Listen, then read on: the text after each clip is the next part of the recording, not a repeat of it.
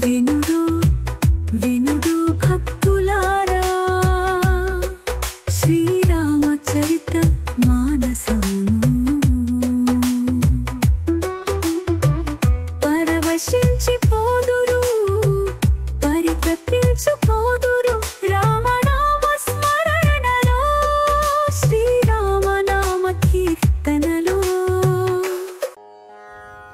ఓం నమో భగవతే వాసుదేవాయ. మోహనవాణి తెలుగు పోడ్కాస్ట్ శ్రోతలకు నమస్కారం. శ్రీ ఉపాధ్యాయుల వెంకటేశ్వర్లు గారిచే రచించబడిన తెలుగు వచన శ్రీరామచరిత మానస నవాహ్నిక పారాయణము. ముందుగా వారి గురించి వారు వ్రాసుకున్న కొన్ని విషయాలు, వారి జీవితంలో జరిగిన కొన్ని యథార్థ సంఘటనలు, వారి ముందు మాటగా కొన్ని విషయాలు, ఇంకా వారు చెప్పదలుచుకున్న తుది పలుకులు, తరువాత క్లుప్తంగా వారు రాసుకున్న తులసీదాసు చరిత్ర విని, ఆ తరువాత వారి రచన తెలుగు వచన శ్రీరామచరిత మానస నవాహ్నిక పారాయణము మన మోహనవాణి ద్వారా విని తరిద్దాం. నేను వైనతేయ గోదావరి తడమున గల ఆదూరు గ్రామంలో శ్రీ ఉపాధ్యాయుల నృసింహ చైనులు శ్రీమతి సూర్యకమల దంపతులకు జ్యేష్ఠపుత్రుడుగా 14/1/1952 సంవత్సరంలో జన్మించాను. నేను BA degree, Karnataka music diploma, typewriting lower గ్రేడ్లో పట్టాలు పొందాను. నేను కృష్ణమూర్తి జ్యోతిషం, చీరోహస్త సాముద్రికం, చదరంగం, బాల్ బ్యాడ్మింటన్, NCC మొదలైన విభాగాల్లో తగిన సామర్థ్యాన్ని పొందాను. అయితే ఆధ్యాత్మికంగానూ నాలో గల పూర్వవాసనలు నేను మీరట్లో పనిచేస్తున్నప్పుడు దైవానుగ్రహంగా ముందడుగు వేయగలిగి, నా పదవీ విరమణ అయ్యాక మా పెద్ద తమ్ముడు డాక్టర్ యు సుబ్రహ్మణ్యేశ్వరరావు USA రాసుకున్న పుస్తకమే ప్రేరణగా ఈ వచన రామాయణ పారాయణం అన్న పుస్తకాన్ని నా కోసమే వ్రాసుకున్నాను. ఎందరో మహానుభావులు అందరికీ వందనములు అన్న త్యాగరాజుచే వ్రాయబడిన పంచరత్న కీర్తనతో ఏకీభవిస్తూ, జిజ్ఞాసువులకు సవినయ మనవి ఏమిటంటే, దీనిలోని తప్పులను ఒప్పులుగా పరిగణిస్తూ నన్ను ఆశీర్వదించమని కోరుతున్నాను. ఏ ఒక్కరికైనా ఈ రామాయణ వచన పారాయణ సంతృప్తినిచ్చి భగవద్భక్తి పెరుగుటకు మరియు పర్వదినాల్లో పారాయణకు దోహదపడితే నాకు అంతకు మించిన సంతోషము మరొకటి ఉండదని తెలియజేసుకుంటూ, ఈ మహత్తర కార్యాన్ని నా సహధర్మచారిణి శ్రీమతి శుభ, నా కుమారుల ప్రోత్సాహాల వల్ల పూర్తి చేయగలిగాను అని చెప్పుటకు సంతోషిస్తున్నాను. మరొక విషయం ఏమిటంటే, నేను ఎవరి వద్ద గురు శుశ్రూష చేయలేదు. కానీ మా తండ్రి గారు సూచించిన ధర్మ మార్గంలోనే చరిస్తూ, నా అంతరాత్మ ప్రబోధంగా నా జీవితాన్ని వ్యర్థం చేసుకోకుండా రామకోటి రాయలేకపోయినా ఈ రచన ద్వారా కొంత మానసిక ప్రశాంతతను పొందానని మనవి చేసుకుంటున్నాను. మా నాన్నగారి మాటల్లో తెలివి ఒకరి సొమ్ము కాదు, సంపాదనకి చదువుకి సంబంధం లేదు. అట్లే ఎంత చిన్న వయసు వాళ్ళు చెప్తున్నా వినాలి. ఇవి నాకు ఆచరణీయాలు అయ్యాయి. నిజానికి నేను చిన్న పెద్ద మొదలైన తేడాలు చూడను. ఎందుకంటే నాకంటే అన్ని విషయాలలోనూ ఎక్కువ తెలిసిన వాళ్ళు నా ఎదుటే కనబడుతూ ఉంటే వేరే వెతుక్కోవాలా? అందుచేత నాకు వ్రాయాలి అన్న సంకల్పం పరమాత్మ ప్రేరణగా భావిస్తూ, నాకు నిత్య ఆరాధ్యులు శ్రీ భవానీ శంకర పరివారము, శ్రీరామచంద్ర పరివారములకు, అదేవిధంగా నాకు ఇంతటి పురోగతి ఈ రంగంలో సాధించడానికి జన్మ ఇచ్చిన తల్లిదండ్రులకు ఈ రచనని అంకితం చేస్తున్నాను. నాకు ఎంతో సహకరించిన వీరాస్వామి గారికి అనేక వందనాలు సమర్పించుకుంటున్నాను. వారి సేవలు ఇటువంటి ధార్మిక కార్యక్రమాలకు అందజేయాలని ఆకాంక్షిస్తున్నాను. శుభం భూయాత్. ఉపాధ్యాయుల Venkateswarlu, plot number 42, road number 6, Srinivasanagar, Boduppal, Hyderabad 500992. నా జీవితంలో జరిగిన కొన్ని యథార్థ సంఘటనలు. ఆ రోజు అనగా 3/4/2023 వ్యాస పూర్ణిమ సోమవారం నాడు జరిగినవి ఇక్కడ తెలియపరుస్తున్నాను. నా గురువులు నాకు సంధ్యావందనంలో శ్రీ కర్రా సుబ్రహ్మణ్య శర్మ గారు, నా మేనమామ సుబ్బారావు మామయ్య జ్యోతిష్యంలో శ్రీ అనిరుద్ధ జోషి నాగ్పూర్, రుద్రనమక చమకాదులలో శ్రీ ఎంపీవీఆర్ఎల్ ప్రసాద్ గారు, సంగీతంలో నా తండ్రి గారు శ్రీ ఆకేళ్ల మల్లికార్జున శర్మగారులు. సోమవారం నాడు సుమారు 11:30 గంటల నుంచి కొన్నిసార్లు శ్రీ ఆకేళ్ల మల్లికార్జున శర్మగారికి ఫోన్లు మెసేజ్లు చేసినా జవాబు రాలేదు. నా పూజ అనంతరం భాగవత సప్తాహం 7వ రోజు పారాయణం చేసి విష్ణు సహస్రనామం వినడం జరిగింది. ఈరోజే నేను రాసుకుంటున్న శ్రీరామచరిత మానస తులసీదాసకృత వచన పారాయణ 2 రోజుల వరకు పూర్తి చేసినది ప్రింట్ తీసుకుని సాయంత్రం పుస్తకం కుట్టుకుంటూ ఉన్నాను. అప్పుడు మా సుబ్బారావు మామయ్య చైతన్యపురి వాస్తవ్యులతో ఫోన్లో నా వందనాలు సమర్పించాను. ఆయనతో మాటల సందర్భంలో కొన్ని ఆశ్చర్యకర విషయాలు నాకు తెలిసాయి. మా నాన్నగారు తరచుగా శ్రీరామనవమి ఉత్సవాల గురించి ఇలా అనేవారు. మా ఊర్లో గల కరణం గారు, మా మాతామహులు, తాతగారు కర్రా సత్యనారాయణ పేరూరు వాస్తవ్యులు మాత్రమే ప్రతి సంవత్సరం శ్రీరామనవమి జరుపుతూ ఉన్నారు. ఎంత అదృష్టవంతులో కదా అనుకునేవారు. ఈ కార్యక్రమాల్లో నేను చురుకుగా పాల్గొనేవాడిని. ఈ సంవత్సరమే నా పూజా సమయంలో ఎందుకో ఒకరోజు నాకు మా తాతగారు అలంకరణ చేసే సీతారామ పరివార విగ్రహాలు పట్టుబడ్డలతో కనపడ్డారు. అలా పట్టు వస్త్రాలతో కనపడ్డ సీతారామ పరివార విగ్రహాలు నేను తలుచుకొని అశ్రునైనడును అయ్యాను. ఈరోజు మాటలలో నేను ఈ ప్రస్తావన తెచ్చాను. అప్పుడు మా మామయ్య ఏం చెప్పాడంటే, ఆ విగ్రహాలను ఒక సాధువు గారు మా తాతమ్మ గారు భవానమ్మ గారికి ఒకరోజు ఇచ్చి పూజ చేసుకోండి అన్నారట. ఆ ప్రకారంగా పూజ ప్రారంభం అయింది. అయితే ఇది జరిగిన కొద్ది రోజులకే మా తాతగారి మొత్తం బంగారం దొంగలు దోచుకున్నారట. మా తాతగారు స్కూల్ మాస్టర్ చేస్తూ వేరే గ్రామాల్లో ఉండేవారుట. వారికి పేరూరులో ఒక పెంకుటిల్లు ఉండగా ఆ ఇంటిలో ఈ విగ్రహాలు పెట్టి మా తాతమ్మగారు పూజలు చేస్తూ ఉండేవారుట. అయితే పై సంఘటన జరిగాక కొంతకాలానికి ఆ రాముడున్న ఇల్లు కూడా ఏదో కారణం చేత కొబ్బరికాయలు ఉన్న గది అగ్నికి ఆహుతి అయిందట.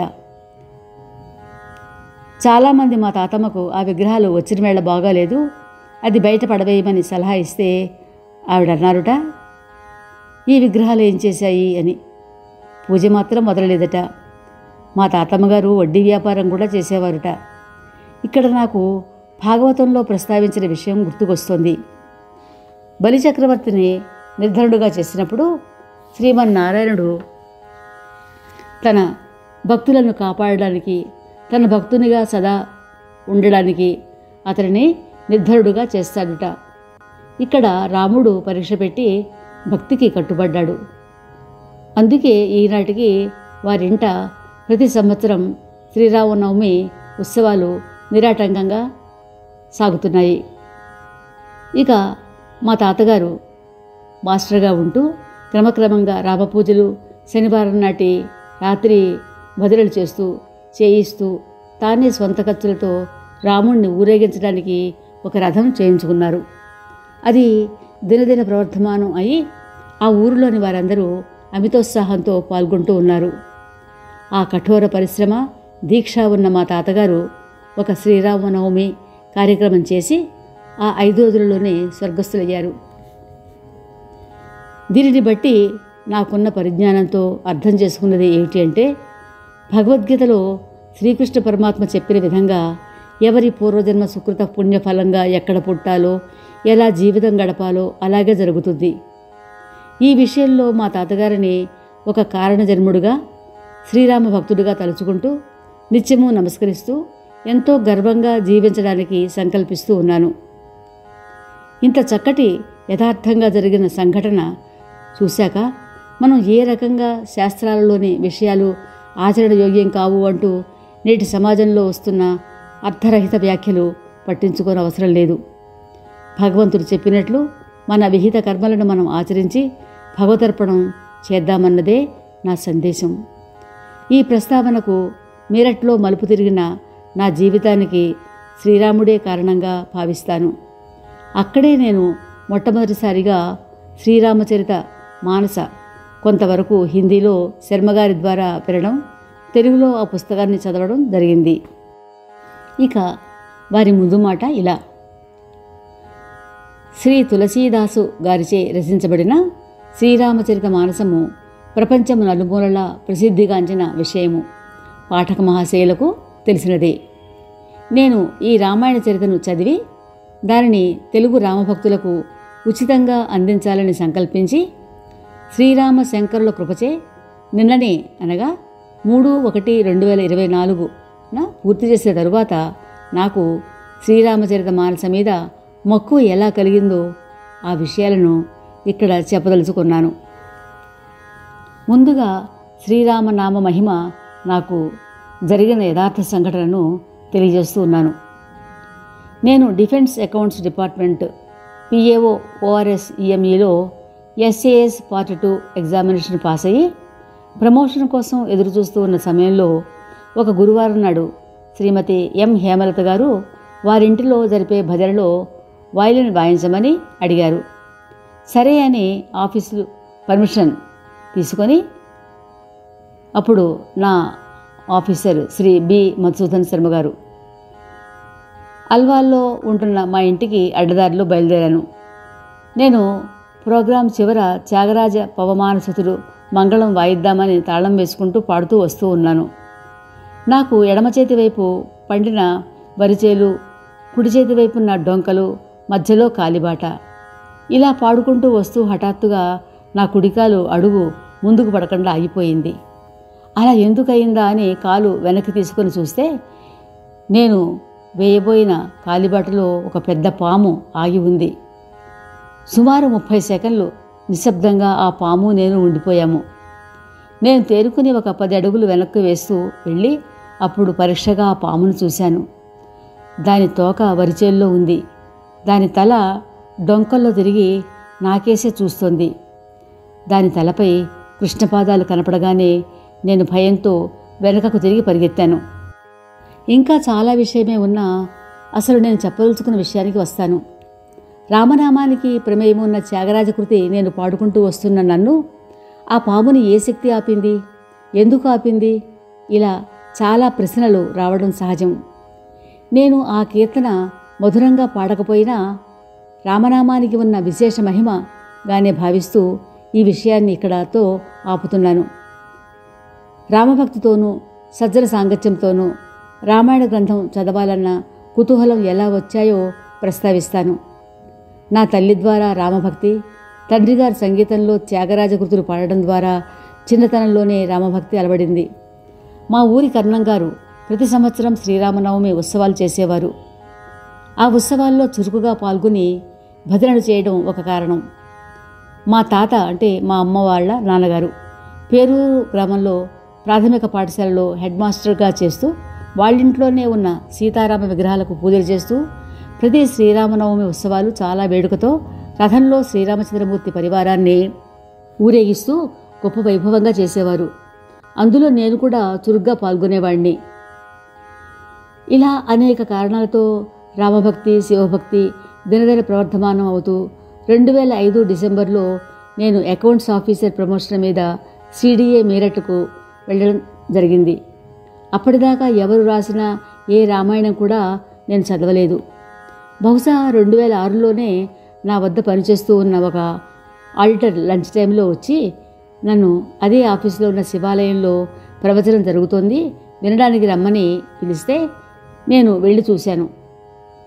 అంతకుముందు 2 సార్లు ఆ ప్రదేశంలో నాకు ఎవరూ కనబడలేదు. కానీ ఆ రోజు ఒక వృద్ధ బ్రాహ్మణుడు శ్యామసుందర్ శర్మ గారు శ్రీరామచరిత మానసము ప్రవచనం చేస్తూ కనపడ్డారు. నేను ఆయన్ని ప్రవాచక శర్మ అని పిలుచుకుంటూ ఉంటాను. నాకు ఆయనే గురువు, మార్గదర్శకులు. సుమారు 10 రోజుల తర్వాత నాలో రామాయణం చదవాలి అన్న కోరిక బలపడింది.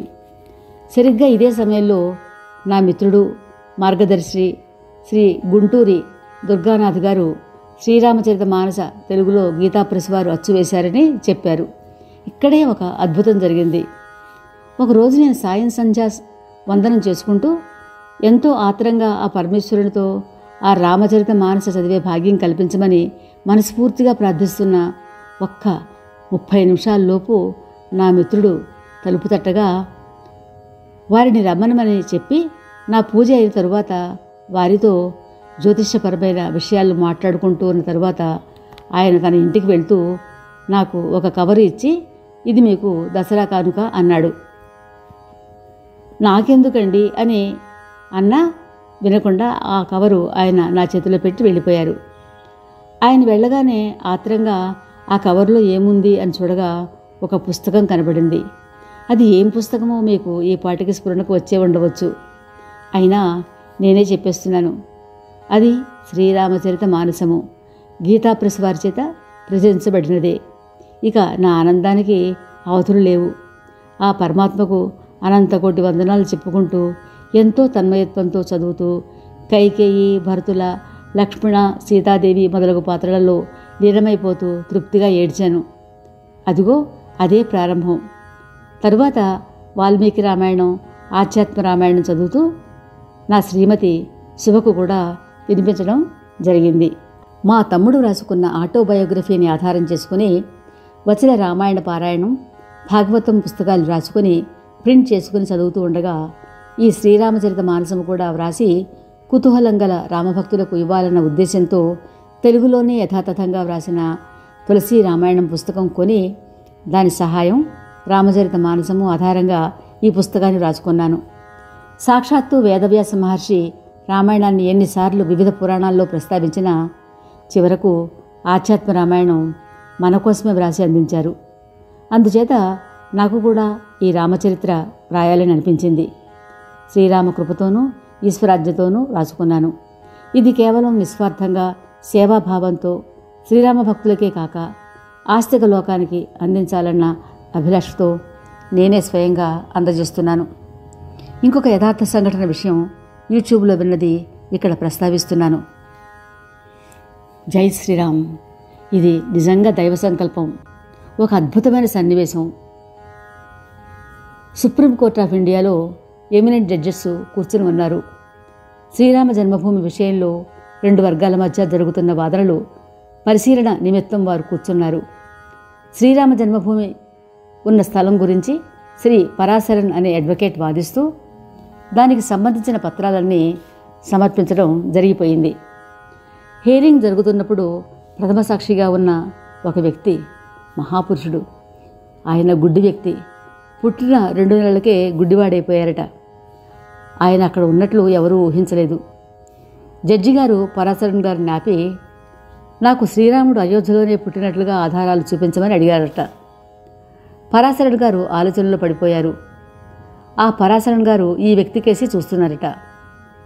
నేను ఆధారాలు చెప్తాను అంటూ చెయ్యెత్తి చూపించారట ఆయన, ఆ మహానుభావుడు. కానీ జడ్జి గారికి ఏం అర్థం కావటం లేదు. ఒక గుడ్డి వ్యక్తి ఎలా చెప్తాడు అనుకున్నారు. కానీ ఆ వ్యక్తి చెప్పడం ప్రారంభించేశాడు. ఋగ్వేదంలో జైమిని సంహితలో సరయూ నదికి ఇంత దూరంలో అయోధ్యానగరం ఉంటుందని, అదే శ్రీరాముని జన్మస్థలంగా వ్రాయబడిందని చెప్పారట. అది ఆధారంగా పరిగణించడానికి వారు చెప్పిన పుస్తకాలు తెప్పించి పరిశీలించి తృప్తి చెంది అయోధ్య శ్రీరాముని జన్మస్థలంగా నిర్ధారించారు. ఆ గుడ్డి వ్యక్తి యొక్క అసాధారణ జ్ఞాపక శక్తి కలిగిన వారి పేరు రామభద్ర ఆచార్య గారు. వారు ఉత్తరప్రదేశ్కు చెందినటువంటి మహాపురుషుడు. ఈయన 22 భాషలు మాట్లాడగలడట. ఇతని నాన్నగారి పేరు పండిట్ రాజదేవ్. ఇతనికి గిరిధర్ అని పేరు పెట్టారట. ఇతని వేదాలతో పాటు శ్రీరామచరిత మానస మొదలగు గ్రంథాలను తన తండ్రి వద్ద విని జ్ఞాపకం ఉంచుకున్నాడట. ఈ గిరిధర్ గారు తనకు శ్రీరామచరిత మానస దృష్టిని చూపించింది అంటారట. వీరు ఈ శ్రీరామచరిత మానసపై 15 కామెంటరీస్ రాశారట. పద్మవిభూషణ్ 2015లో అవార్డు ఇచ్చి సత్కరించారుట. ఈ మహోన్నత వ్యక్తి కళ్ళు లేకపోయినా అందరూ ఆమోదించినట్లు ఆధారాలు చెప్పడంతో ఆ జడ్జి గారు లేచి వీరికి నమస్కారం పెట్టారట. ఈ కారణంగా ఎటువంటి జాప్యాలు లేకుండా అయోధ్యలో శ్రీరామాలయ నిర్మాణం శరవేగంతో జరుగుతూ జనవరి 22, 2024 ప్రారంభమవుతూ 24 జనవరి 2024 పబ్లిక్ దర్శనంతో తయారవడం మనకి అదృష్టం. శ్రీరామభద్ర ఆచార్య గారి గురించి ఇంకా తెలుసుకునే ప్రయత్నం చేయవలసిందిగా పాఠక మహాశయులకు నా సవినయ మనవి.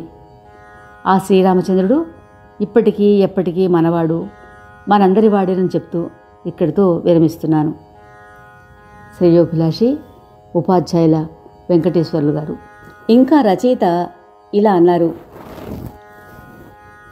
ఈ రామాయణ మహత్యం మాటల్లో చెప్పలేనిది.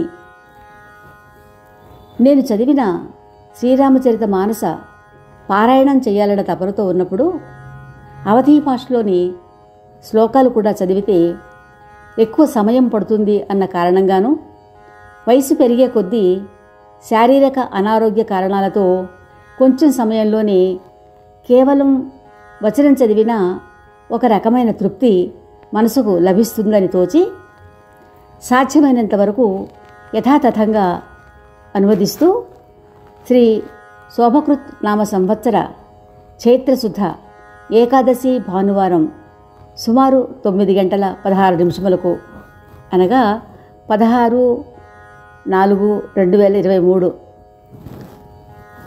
నా స్వగృహం బోడుప్పల్లో ఈ రచన ప్రారంభించాను. మనకు తెలిసిన విషయమే అయినా రామనామ జపం ఈ పర్వదినాల్లో జరిగితే శ్రేష్టం అని నా మనసు ప్రేరేపించడంతో ఇంకా ఏమాత్రం ఆలస్యం చేయకుండా ప్రారంభించాను. నా ఈ సంకల్పాన్ని దిగ్విజయం చేయమని ఆ పార్వతీ పరమేశ్వరులను ప్రార్థించాను. పురారిగిరి సంభూత శ్రీరామార్ణవ సంగత ఆధ్యాత్మరామగంగేయం పునాతి భువనత్రయం. శ్రీ సీతారామచంద్ర కటాక్ష సిద్ధిరస్తు. రచయిత శ్రీ ఉపాధ్యాయుల వెంకటేశ్వర్లు గారు ఇంకా ఇలా అంటున్నారు వారి తుది పలుకుగా: